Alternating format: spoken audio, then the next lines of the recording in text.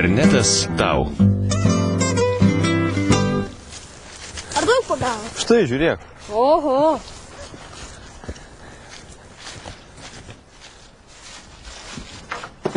Šiandien tvirtį kursim. Tikiuosi prisijungsi. Norėčiau, bet turiu mokytis. Atsiskaitimas po poros dienų. Gal kitą kartą. O ką mokaisi? Darbui reikia? Ne darbui savo. Esu nuotolinių studijų studentas. Nuotolinių studijų? Taip, tai tarsi universitetas internete. Mokausi neišeidamas iš namų savo patogių laikų. O ką studijuoji? Teisė. Eik tu!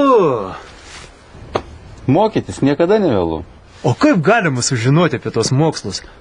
Nueik artimiausią biblioteką, ten viską ir papasakos.